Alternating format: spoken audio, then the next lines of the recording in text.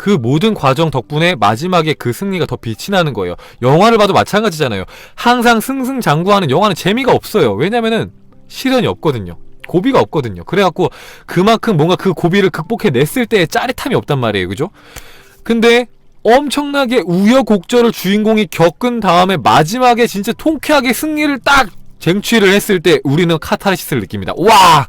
대박이다. 속이 다 시원하네. 이렇게 되는 거예요. 그 앞에 고난이 있었기 때문에 그 마지막에 승리가 더 밝게 빛나는 것처럼 여러분의 인생도 여러분들이 힘들면 힘들수록 나중에 그 힘듦이 끝나고 나서 여러분의 인생에 빛이 날 때 그 빛이 더 밝게 빛날 수가 있다는 거예요. 그러니까 이 고통조차도 감사할 수가 있다는 거죠. 왜냐면은 이 고통이 이 뒤에 있는 빛을 더 밝게 빛나게 부각되게 강조를 해주는 친구니까, 얘가 꼭 필요한 존재니까. 그러니까 인생의 고저를 모두 다 감사하면서 즐기면서 살자. 이게 이 책의 마인드인 거예요. 있는 그대로의 인생이 얼마나 아름답고 완벽한지를 알라는 겁니다. 있는 그대로 여러분들이 무언가 하지 않아도 이 인생이 너무 완벽하다는 거예요.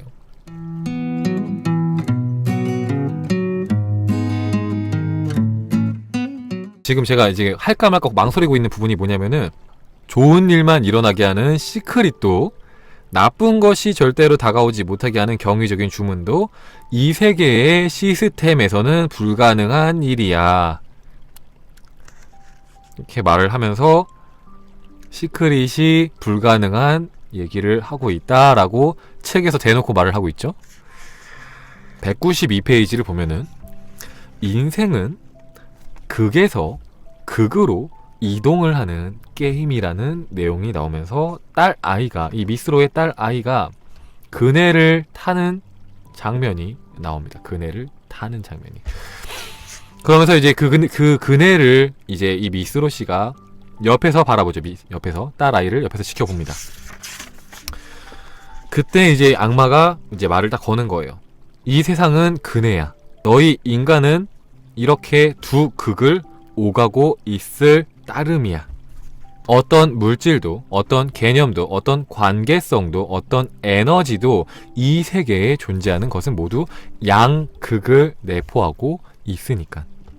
빛이 있어야 어둠이 있고, 좋은 게 있어야 나쁜 게 있듯이 선이 있어야 악이 있고, 악이 있어야 선이 있는 거기 때문에 악을 죽이기 위해서는 신을 죽여야 되고, 신을 죽이기 위해서는 악을 죽여야 한다는 거죠. 불행이 있어야 우리가 행복을 느낄 수 있고, 그쵸?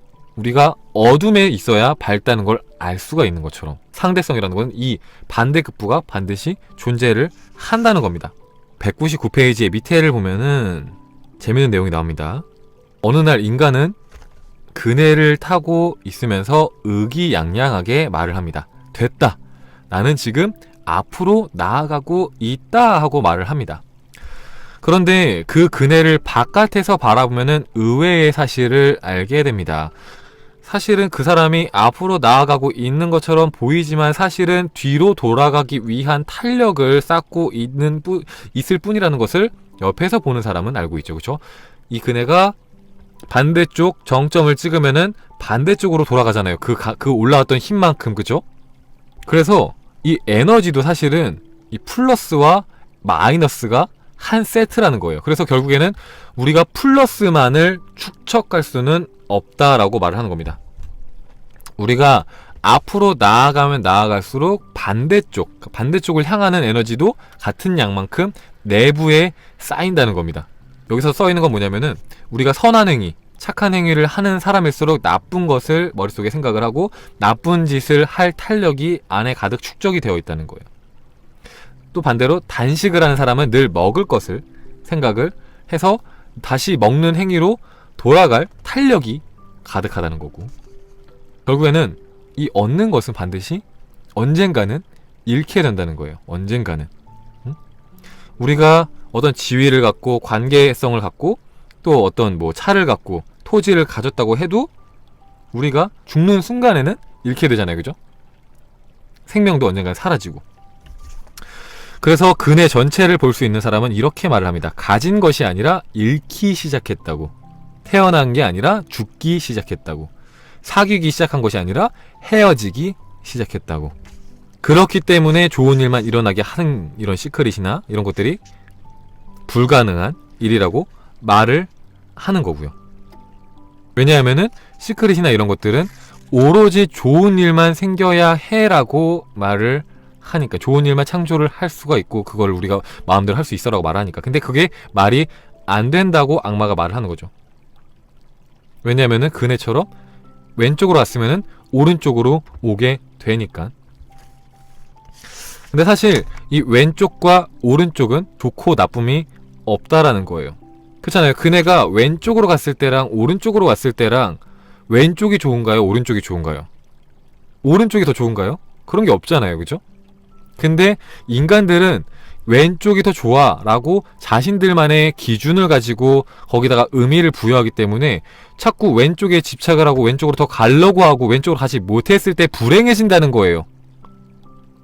예를 들면은 돈을 많이 버는 게 좋은 거야, 무조건 돈을 많이 벌어야 돼 라고 생각을 가지고 있는 상태에서 인생을 시작을 하니까 돈을 잃어버릴 때마다 불행해진다는 거죠. 근데 이 책은 뭘 말을 하는 거냐면은 부자가 되든 가난뱅이가 되든 그 모든 것을 즐길 수 있게 됐을 때 고통에서 벗어날 수가 있다. 그러니까 진짜 제가 말했잖아요. 이 책이 뒤로 갈수록 심오해진다고. 그러니까 이 책에 방금 설명하는 내용들은 뭐냐면 거의 이제 현자의 삶이죠. 현자의 삶. 거의 이제 깨달은 사람의 삶을 얘기하는 거라서 잘못 들으면 이제 허무주의가 그럼 왜 사는 건가요? 이렇게 되는 거죠. 그죠? 그러면 왜 사는 건가요? 죽기 위해서 사는 건가요? 이렇게 되잖아요. 기다려봐요. 아직 설명 안 끝났으니까. 여기서 설명 끝내면 이제 여러분들 패닉에 빠지겠죠. 그죠? 그렇게 끝내지 않을 거니까 걱정하지 마시고요. 쉽게 한번 설명을 해보겠습니다. 정리를 한번 해서 해볼게요. 제가 이제 좀 이제 부분 봐서 여러분들 더 이제 헷갈린 것도 있을 수 있어요. 조금 더 이제 책을 다 읽기엔 너무 시간이 많이 걸리니까 한 건데. 자, 그네 얘기를 봅시다. 우리는 보통 그네가 자꾸 앞으로 가기만을 바랍니다. 그죠? 그래서 그네가 뒤로 갈 때 우리는 불행해져요. 근데 이 세상은 모든 극단이 존재를 한다는 거예요. 양극이 존재한다는 거죠. 아까 말씀드린 것처럼 선이 있으면 악이 있고 빛이 있으면 어둠이 있고 행복이 있으면 불행이 있다는 겁니다. 그죠? 그래서 이 그네 자체를 우리가 즐기게 됐을 때 인생을 즐길 수 있다라고 책은 말을 하는 거예요.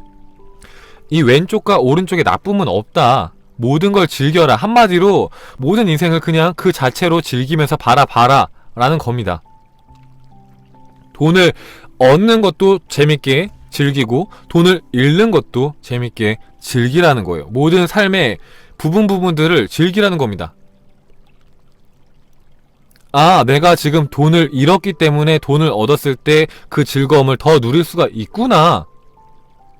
내가 지독하게 외로워봤기 때문에 누군가한테 사랑받는 그런 감정이 얼마나 소중한 건지, 사랑받는 게 얼마나 기분 좋은 건지를 알게 되는구나. 내가 이렇게까지 실패를 해봤기 때문에 성공의 가치를 더 깊이 알게 되는구나. 인생은 모두 다 필요한 것들이구나. 인생은 모두 다 즐길 수 있는 거구나. 이 책에 나온 내용 중에 하나가 그게 뭐냐면은 도박을 합니다. 친구가 막 빠칭코를 해요. 빠칭코 이렇게 돌려갖고 하는 거 있잖아요. 이렇게 따다다다닥 해갖고 그걸 하는데 돈을 막 잃어요. 잃다가 마지막에 돈을 땁니다. 그러면은 마지막에 돈을 땄기 때문에 그 모든 과정은 즐거움이 됩니다. 추억이 돼요. 그죠? 모든 과정은 추억이 됩니다. 돌아보면 모든 과정은 추억이 되는 거예요. 그죠? 그 모든 과정 덕분에 마지막에 그 승리가 더 빛이 나는 거예요. 영화를 봐도 마찬가지잖아요. 항상 승승장구하는 영화는 재미가 없어요. 왜냐면은 시련이 없거든요. 고비가 없거든요. 그래갖고 그만큼 뭔가 그 고비를 극복해냈을 때의 짜릿함이 없단 말이에요. 그죠? 근데 엄청나게 우여곡절을 주인공이 겪은 다음에 마지막에 진짜 통쾌하게 승리를 딱 쟁취를 했을 때 우리는 카타르시스를 느낍니다. 와! 대박이다. 속이 다 시원하네. 이렇게 되는 거예요. 그 앞에 고난이 있었기 때문에 그 마지막에 승리가 더 밝게 빛나는 것처럼 여러분의 인생도 여러분들이 힘들면 힘들수록 나중에 그 힘듦이 끝나고 나서 여러분의 인생에 빛이 날 때 그 빛이 더 밝게 빛날 수가 있다는 거예요. 그러니까 이 고통조차도 감사할 수가 있다는 거죠. 왜냐면은 이 고통이 이 뒤에 있는 빛을 더 밝게 빛나게 부각되게 강조를 해주는 친구니까, 얘가 꼭 필요한 존재니까. 그러니까 인생의 고저를 모두 다 감사하면서 즐기면서 살자. 이게 이 책의 마인드인 거예요. 모든 걸 즐기자는 거예요. 모든 거를. 자기만의 기준을 가지고 이건 좋은 거고 이건 나쁜 거고 해서 스스로 고통을 창조하는 게 아니라 성공하는 것도 실패하는 것도 모두 다 필요한 일이고 감사한 일이고 즐길 수 있는 일들이다 라는 거예요. 아무것도 바라지 말고 무말랭이처럼 살라는 게 아니라 무지렁이처럼 살라는 게 아니라 있는 그대로 즐기라는 겁니다. 있는 그대로 수용하라는 거예요. 있는 그대로. 즐거움도 있는 그대로 그 즐거움 자체로 받아들이고, 여러분이 살다 보면은 괴롭잖아요. 그럼 괴로우면 괴로워하라는 거예요. 슬프면 슬퍼하라는 겁니다. 화가 나면 화를 내라는 거예요. 있는 그대로의 인생이 얼마나 아름답고 완벽한지를 알라는 겁니다. 있는 그대로. 여러분들이 무언가 하지 않아도 이 인생이 너무 완벽하다는 거예요. 그래서 사실 마음 공부를 맨 처음에 시작하신 분들은 모든 삶을 내가 원하는 대로 창조할 거야, 내가 원하는 대로 이끌어 갈 거야 라고 생각을 해서 시작을 합니다.